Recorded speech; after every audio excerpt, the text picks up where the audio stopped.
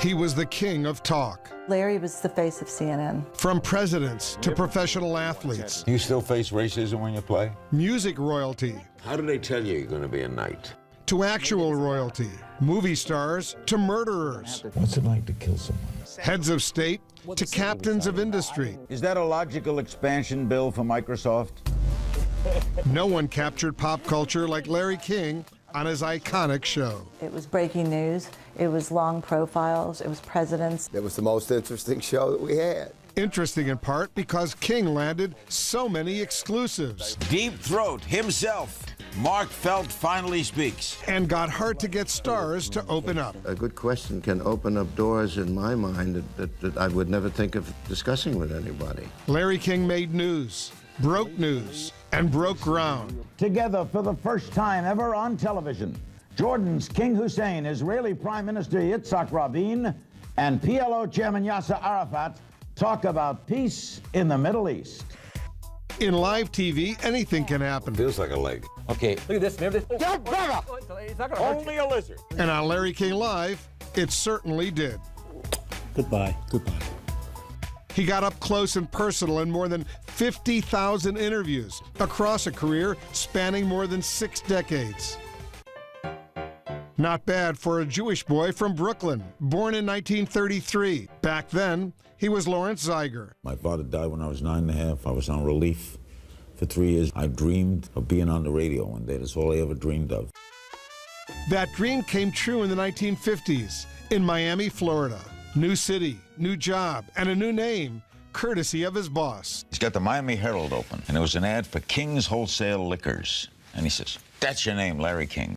In the late 70s, King hosted a show airing coast to coast. Mutual Radio presents The Larry King Show. A national audience got to know King and his knack for lively conversation. What you want in an interview is a passion, a sense of humor, ability to explain what you do very well, and a little bit of a chip on your shoulder. Ted Turner came calling in 1985. He needed a new host for his fledgling cable news network. This is the premiere edition of Larry King Live. I think we both put each other on the map. We made CNN because everyone started coming to that show. Among them, the leaders of the free world. I don't want to dwell on the Watergate thing. You might well have been reelected if you didn't pardon Richard Nixon. What are you proudest of? What is it like to be shot? Former CNN White House producer Wendy Walker oversaw King's show for 18 years. Larry talked to all the presidents, and I think they all felt very comfortable talking to him. Do you still like this job? Nobody knew if Larry was a Republican or a Democrat. He had no agenda. One frequent guest even filled in for Larry before moving on to other things. I'm Donald Trump, sitting in for Larry tonight. Trump was a great guest because he was a character. But president, I never thought of him as president. Larry King Live had an international audience. Global leaders knew if they talked to King, they talked to the world. Terrorism depends on Who wins? that's right. I was called a terrorist yesterday, but then I came out of jail. Many people embraced me, including my enemies. Was there a Holocaust? You want to impose your viewpoint on me? No, it's not a why? viewpoint, it's a question. I normally don't like to get argumentative, but that really drove me up a loop. As an interviewer, King usually was easygoing, but sometimes critics were not. I loved having people say that Larry asked softball questions, because I just figured more people would come on. I think it was more that he didn't ask long questions. He asked those short questions so it would be about the guest. Sometimes it really was about King, or really his signature suspenders. He started wearing them in the 80s after he lost weight following heart surgery. You both wore braces in my honor. That's right. We certainly did. We wanted to, just because you always wear these things. Sometimes the show focused on more serious subjects. Welcome to a special edition of Larry King Live, the North American Free Trade Agreement. Like the historic NAFTA debate he moderated in 1993. It was Larry's most watched show on CNN. How do you stop it without NAFTA? Give me your whole mind. Yeah, I'm listening. I haven't heard the answer, but go ahead. That's because you haven't quit talking. Paul clearly won that debate. And Clinton called me up the day after that, and he said, I owe you, big time. June 1994, another historic TV moment unfolds while King is on the air. Police believe that O.J. Simpson is in that car. The slow-speed chase gave way to the trial of the century and one of the biggest stories of King's career. The O.J. Simpson story was the first reality TV.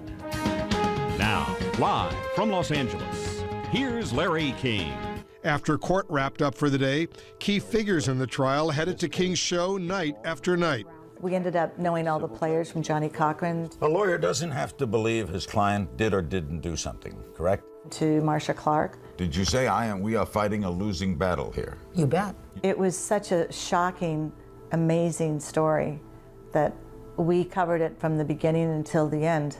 When it was over, even the man at the center of it all went to King first. With us on the phone now is O.J. Simpson. So many of my friends have told me that you've been fair in hosting your show and bringing the points of view from both sides. Covering the trial from Los Angeles affected King's personal life. That's where he met his seventh wife, Shawn. They were together more than 20 years before filing for divorce in 2019, but his longest relationship was with the microphone. I was in love with what I was doing. You know why? It never lets me down. This is my blanket. In dark times, viewers turned to King to help make sense of the world. He said the hardest story he ever covered was 9/11. Tonight, we'll visit Ground Zero, a place of unspeakable horror and extraordinary heroes.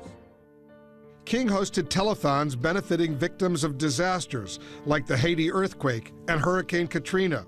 He started his own charity after his first heart attack in the late 80s. The longtime smoker also had diabetes, successfully fought prostate and lung cancer, and underwent quintuple bypass surgery. In the spring of 2019, King checked back into the hospital for chest pain, one of many hospital stays for reported cardiac and circulation issues. In the summer of 2020, he mourned the loss of two children, his son Andy to a heart attack, and his daughter Kaya to lung cancer. After a quarter century at CNN, King decided to hang up his cable news suspenders. Welcome to the last Larry King Live. It's hard to say that. I knew this day was coming. It was 2010, and by then, King had set the Guinness World Record for longest running show with the same host on the same network in the same time slot. It was a wonderful ride. Best years of my life. He was done with CNN, but he wasn't finished. Welcome to Larry King Now. In 2012, King returned to the interview chair on the digital streaming network Ora TV. I haven't changed.